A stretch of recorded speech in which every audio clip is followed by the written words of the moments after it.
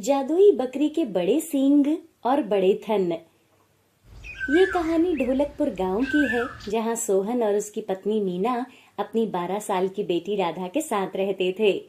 सोहन एक गरीब लकड़हारा था जो जंगल से लकड़ियां काटकर उन्हें बेचा करता था।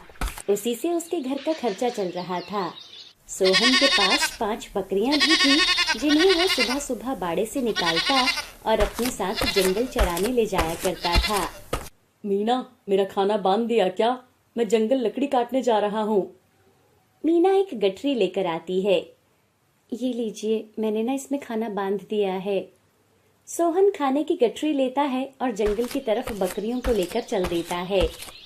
हुर्र, हुर्र, चल चल, हुर्र, हुर्र। बकरियां भी निनियाते सोहन के आगे चल रही थी। सोहन बहुत ही नेक दिल का इंसान था।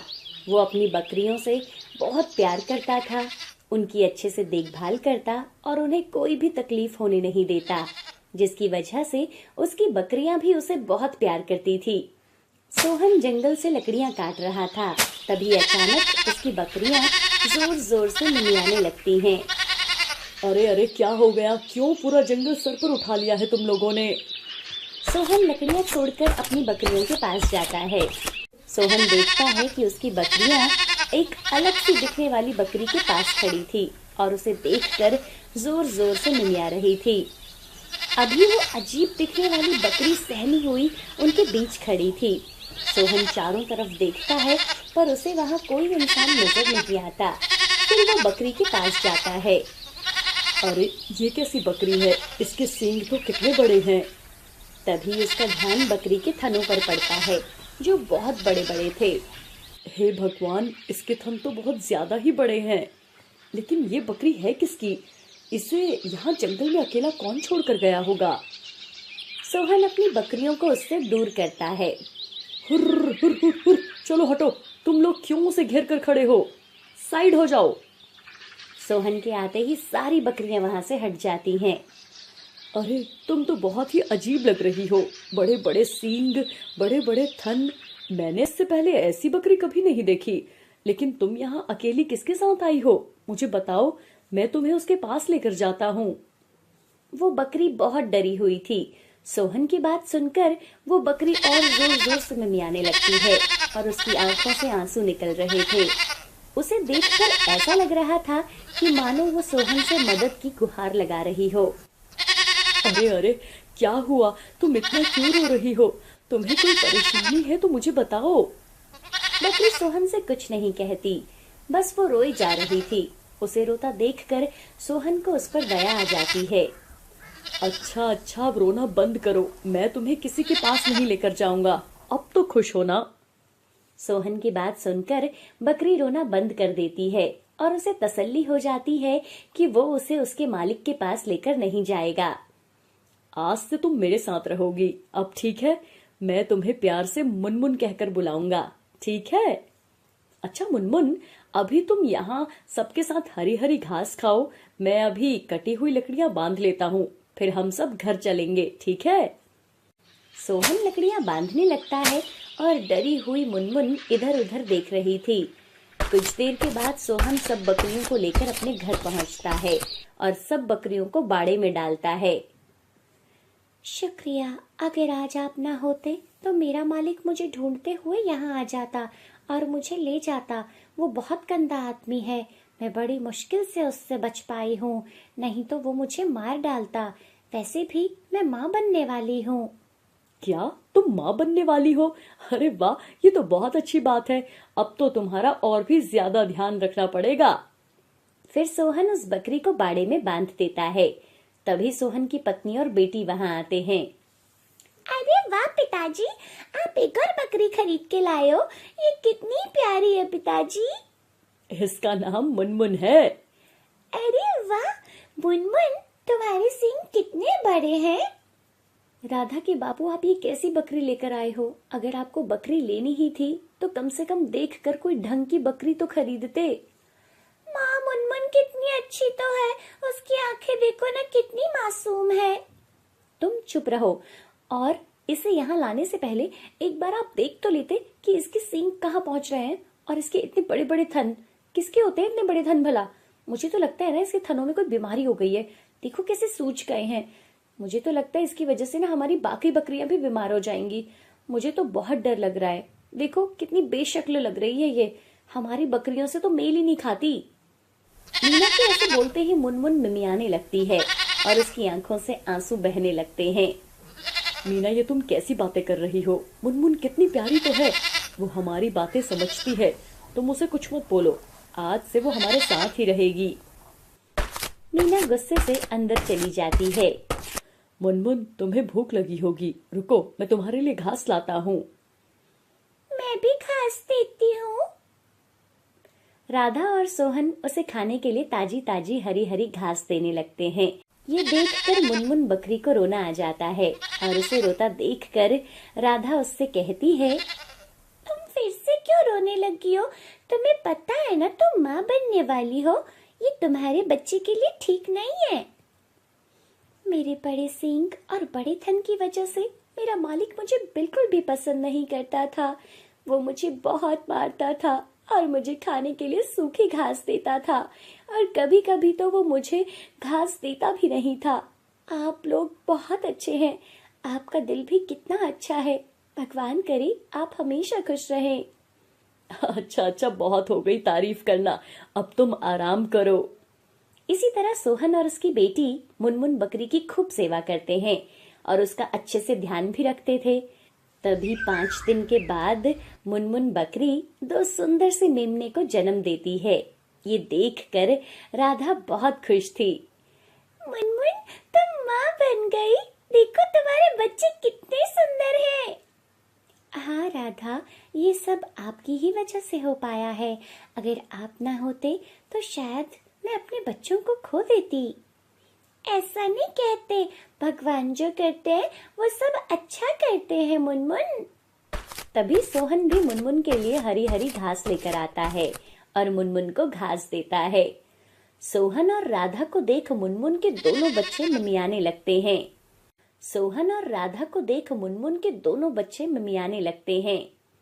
सब ठीक है, सब ठीक है, आ जाओ मेरे पास। सोहन और राधा बच्चों को प्यार से सहला रहे थे। मुनमुन सोहन और राधा को अपने बच्चों को प्यार करते देखकर बहुत खुश हो रही थी। मालिक, अब बर्तन ले आओ और मेरा दूध निकाल लो। हाँ, मैं मीना को बोलता हूँ। कुछ ही देर में मीना एक बर्तन लेकर आती है। मालकिन, आप बड़ा बर्तन लेकर आओ, इस छोटे बर्तन में दूध नहीं आएगा। क्यों रे, तेरे थन बड़े हैं तो तू खुद को गाय या भैंस समझ रही है क्या? यही बर्तन भर जाए उतना ही काफी है। मीना मुनमुन का दूध निकालने लगती है, लेकिन 1 मिनट में ही मुनमुन वो बर्तन दूध से भर देती है। ये सब सोहन भी देख रहा था। मैं अभी बड़ा बर्तन लेकर आता हूँ। सोहन एक बड़ा सा बर्तन लाकर मीना को देता है और मीना दूध निकालने लगती है। तभी वो बर्तन भी कुछ ही मिनटों में भर जाता है। राधा भागकर एक और बर्तन लाती है और अपनी माँ को देती है।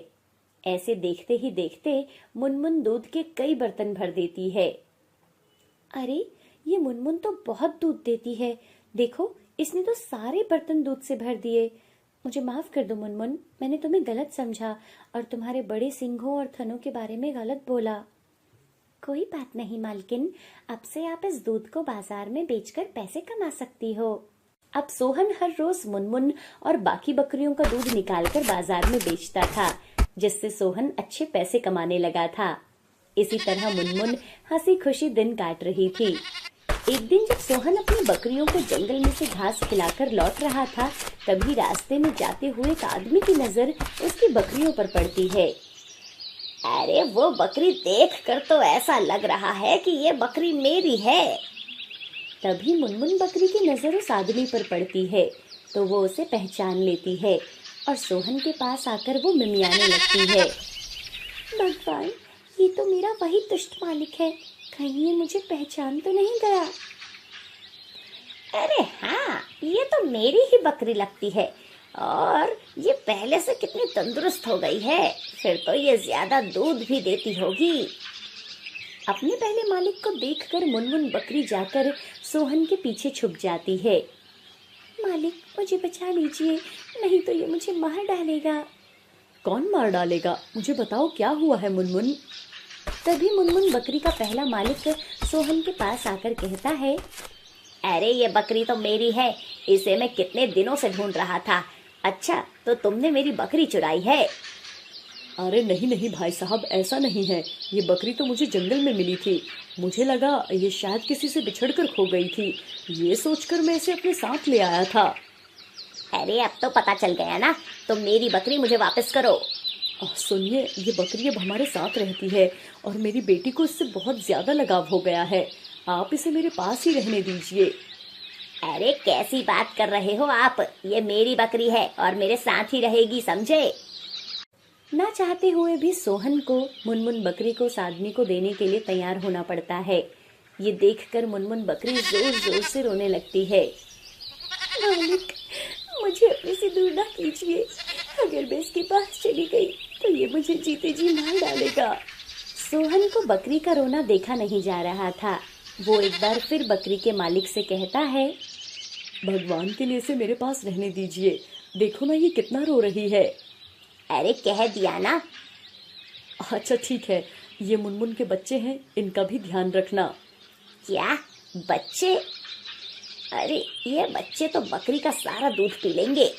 नहीं नहीं, मैं इसे अपने साथ लेकर नहीं जाऊंगा, तुम इसके बच्चों को अपने पास ही रखो। अरे भाई कैसी बातें कर रहे हो, बच्चे अपनी माँ के बगैर कैसे रहेंगे और माँ अपने बच्चों के बिना कैसे रहेगी भला। आदमी मन ही मन सोचता है, अरे क्यों न जाते समय ही इन बच्चों को मटन वाले को बेच दूंगा, इससे कुछ पैसे भी कमा लूंगा। अरे ये तो मैंने सोचा ही नहीं। ठीक है, इसके दोनों बच्चे भी ले लेता हूँ। वो आदमी मुनमुन और उन दोनों बच्चों को अपने साथ ले जाता है। इधर सोहन भी दुखी मन से बाकी बकरियों के पास अपने घर आता है। रास्ते में वो आदमी देखता है कि मटन वाले की दुकान अभी बंद थी। शाम को आता हूँ इन बच्चों को लेकर। वो आदमी घर पहुंचता है, तभी मुनमुन के मेमने भूख से मिमियाने लगते हैं। अरे चुप करो, नहीं तो अभी काट के फेंक दूंगा तुम दोनों को। मुनमुन समझ गई थी कि ये आदमी उसके बच्चों को नुकसान पहुंचाएगा, लेकिन वो कैसे अपने बच्चों को बचाए, क्योंकि मुनमुन तो उस आदमी से बहुत डरती थी। उसी शाम आदमी मुनमुन के बच्चों को खोलता है। अरे देख ले अपने बच्चों को एक बार आज, क्योंकि आज के बाद ये तेरे को देखने को नहीं मिलेंगे। हाँ, क्योंकि मैं इन्हें बेचने जा रहा हूँ। रात को कोई इनका मटन बनाकर बड़े स्वाद से खा लेगा। चलो चलो भाई, चलते हैं। अपने बच्चों को जाता देख मुनमुन बकरी बहुत दुखी हो जाती है और वो जोर जोर से मिमियाने लगती है। और अचानक मुनमुन जोर लगाती है और रस्सी तोड़कर बाड़े से बाहर आ जाती है। लालची आदमी मेमनों को ले जा रहा था। मुनमुन पीछे से आती है और अपने बड़े सींगों से उस आदमी को जोर से टक्कर मारती है और वो आदमी जमीन पर गिर जाता है। अरे तुम्हारी इतनी हिम्मत, मैं तुम्हें छोड़ूंगा नहीं। मुनमुन बकरी फिर से अपने बड़े सींगों से उसे मारती है और अपने सींग उसके पेट में घुसा देती है। अरे मार दिया, अरे मुझे कोई बचाओ। मुनमुन लगातार उसको अपने बड़े सींगों से मार रही थी और कुछ ही देर के बाद वो आदमी मर जाता है। मुनमुन अपने बच्चों से, चलो मेरे बच्चों, हम यहाँ अब एक पल भी नहीं रुक सकते।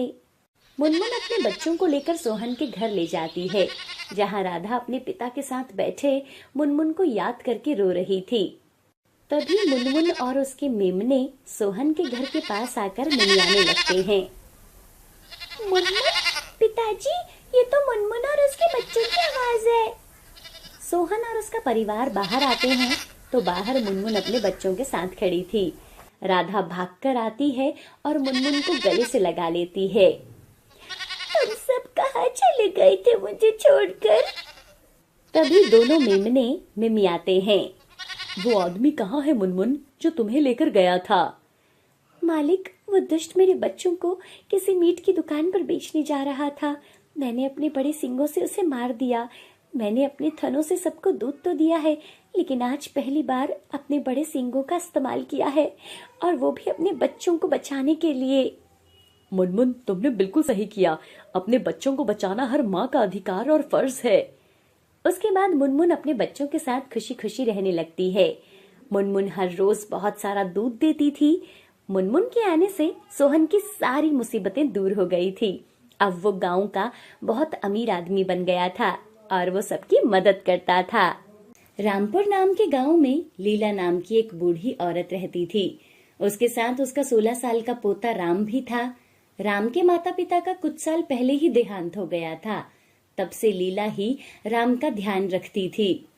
परिवार में कोई कमाने वाला नहीं था, जिसकी वजह से राम का परिवार अपने गांव का सबसे गरीब परिवार था। दादी, मैं कहीं काम ढूंढने जा रहा हूँ। बेटा, तू अपनी पढ़ाई छोड़कर काम के चक्कर में क्यों पड़ रहा है? मैं हूं ना, मजदूरी करके 2 वक्त की रोटी तो मिल ही जाती है। दादी, इतने समय से आप यही सब कर रही हो। अब इस उम्र में आप कब तक काम करोगी? मैंने सोच लिया है, अब से मैं काम करूंगा और आप घर पर आराम करोगी।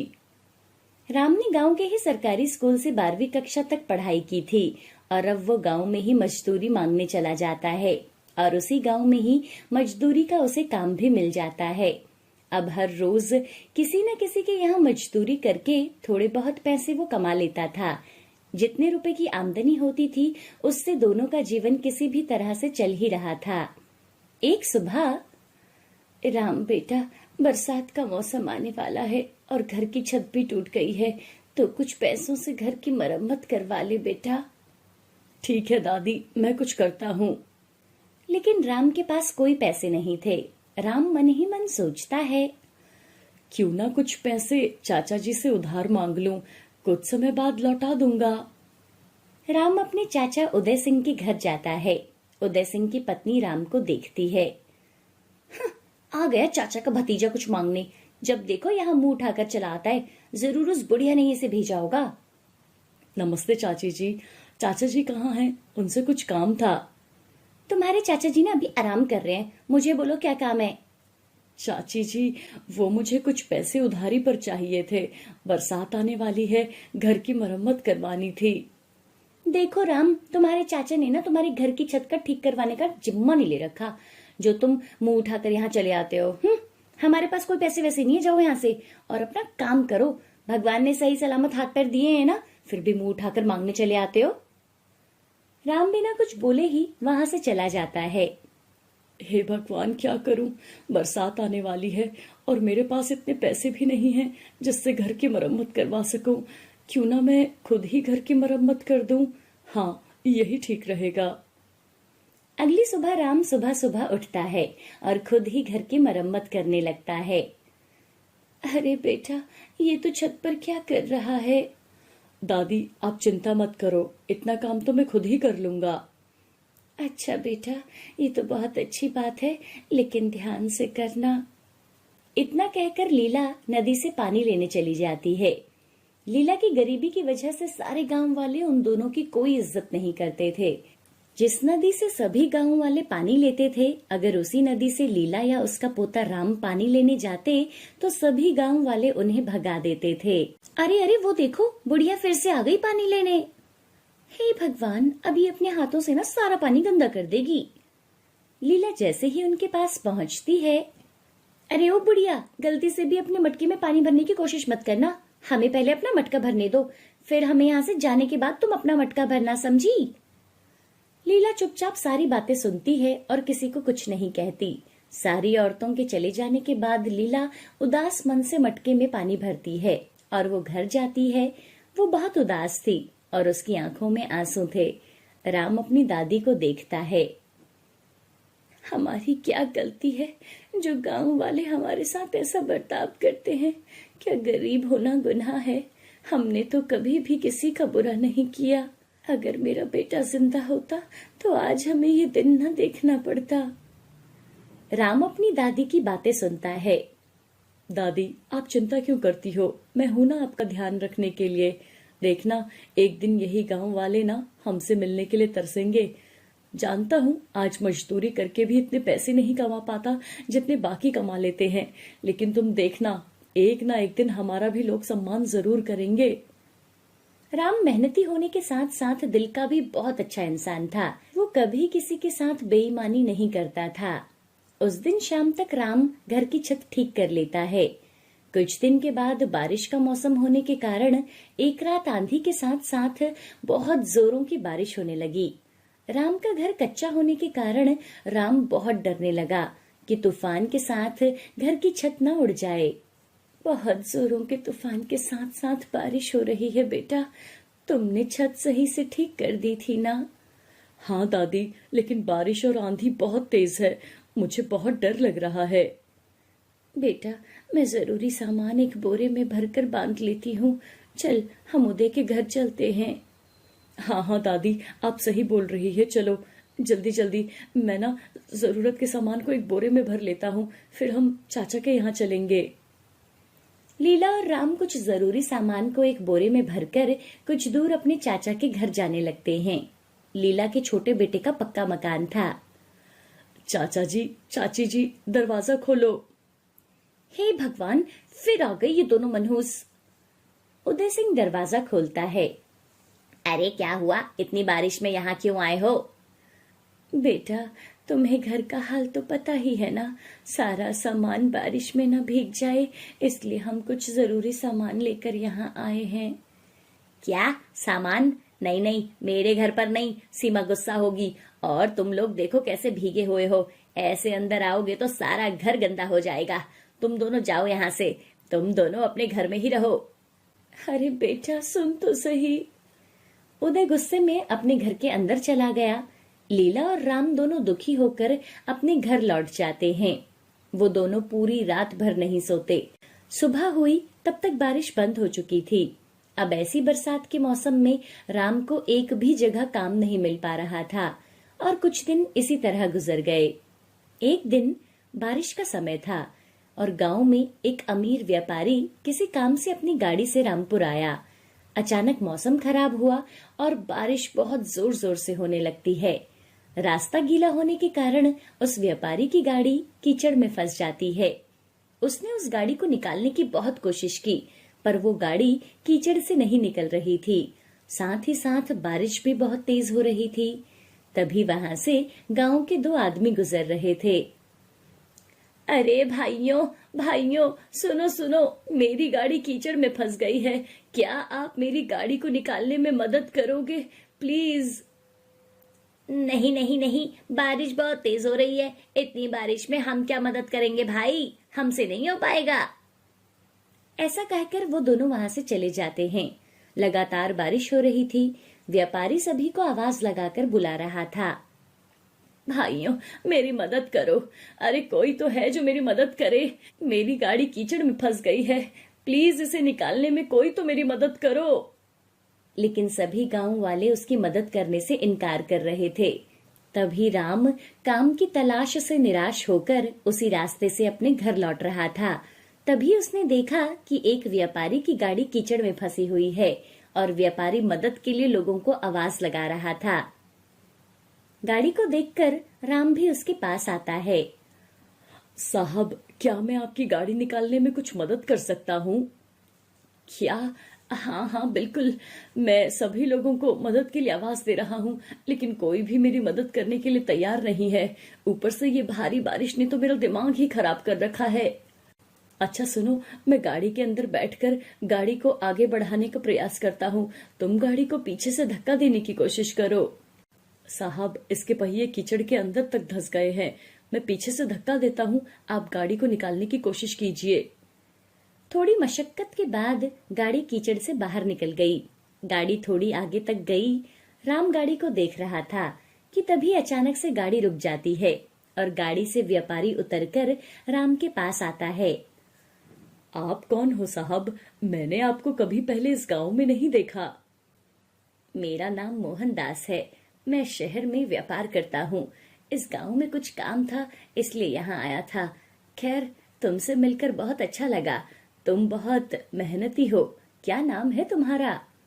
जी, मेरा नाम राम है, मैं इसी गांव का रहने वाला हूँ। अच्छा, मैं पिछले 1 घंटे से यहीं फंसा हुआ था, किसी ने मेरी मदद नहीं की, सिर्फ तुमने मेरी मदद की। अब जाकर मेरी गाड़ी इस कीचड़ से निकल पाई है। तुम्हारा बहुत बहुत धन्यवाद राम। जी, दूसरों की मदद करना तो हमारा फर्ज है। अच्छा साहब, अब मैं चलता हूँ, अब बारिश भी रुक चुकी है। रुको राम, क्या मैं तुम्हारे साथ तुम्हारे घर चल सकता हूँ? मेरे जूते और कपड़े भी खराब हो गए हैं। साहब, मुझ जैसे गरीब के घर आकर आप क्या करोगे? मेरा घर मिट्टी का बना हुआ है, पुराना टूटा फूटा घर है मेरा। आप वहां पे क्या ही करेंगे साहब? लगता है तुम मुझे अपने घर नहीं ले जाना चाहते हो। चलो कोई बात नहीं। नहीं साहब, ऐसी कोई बात नहीं है। अगर आपको चलना है तो ठीक है, आप मेरे साथ मेरे घर चलिए। वो अमीर आदमी राम को अपनी बड़ी सी गाड़ी में बिठा लेता है। राम पीछे बैठकर उस आदमी को अपने घर का रास्ता बताता है। कुछ देर के बाद वो दोनों घर पहुंच जाते हैं। दादी, दादी, कहाँ हो आप? देखो, हमारे घर साहब आए हैं। हाँ हाँ बेटा, बैठो, मैं कुछ लाती हूँ। अमीर आदमी राम का घर देखकर बहुत हैरान था। तुम कहाँ तक पढ़े हो राम, और क्या काम करते हो? साहब, क्या बताऊं, मैं 12वीं तक पढ़ा हूँ, लेकिन कब से काम की तलाश में हूँ। कोई काम ही नहीं देता, बस इधर उधर से घूमकर मजदूरी का काम कर लेता हूँ। बारिश की वजह से वो भी बंद है। तभी लीला एक कप चाय लेकर आती है।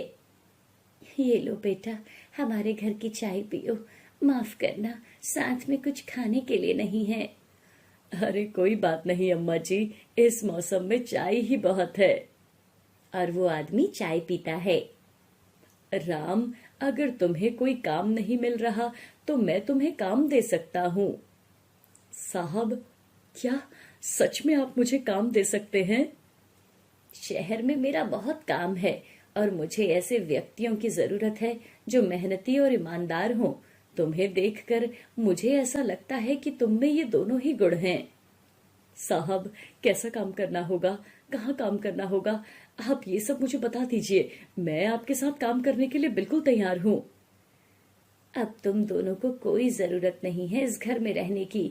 मैं कल ही शहर जा रहा हूँ। तुम मेरे साथ शहर में काम करोगे और वहीं रहोगे। मैं तुम्हें अपना पुराना घर दे दूंगा। ये सुनकर राम और उसकी दादी बहुत खुश हो गए। राम ने गांव में घूम घूम कर इस खुशी को पूरे गांव में बताया, पर गांव वालों को उसकी बातों पर बिल्कुल भी विश्वास नहीं हो रहा था। अगले दिन वो अमीर आदमी अपनी गाड़ी से राम के घर आता है। राम, सारा सामान तैयार है ना? चलो चलते हैं। राम और उसकी दादी लीला पूरा सामान लेकर उस व्यापारी की गाड़ी में बैठ गए। सभी गांव वालों का ध्यान उन्हीं पर था। यहाँ तक कि राम के चाचा भी उन्हें देख रहे थे और गाड़ी चल पड़ती है। वो आदमी राम और उसकी दादी को शहर लेकर आ गया। उसके बाद दोनों को रहने के लिए एक अच्छा सा घर दे दिया गया। राम सारे काम अच्छे से समझ गया था। अब वो व्यापारी के साथ काम करने लगा। अब राम भी अच्छे खासे पैसे कमा लेता था। धीरे धीरे करके राम ने शहर में अपना घर ले लिया। उसके घर को देखने के लिए उसके गांव वाले शहर आने लगे थे। जिस चाचा ने राम और अपनी माँ को एक रात भी अपने घर रुकने नहीं दिया, अब वही राम को बेटा बेटा कहते हुए नहीं थकता था। राम ने ईमानदारी और मेहनत के बल पर सब कुछ पा लिया था।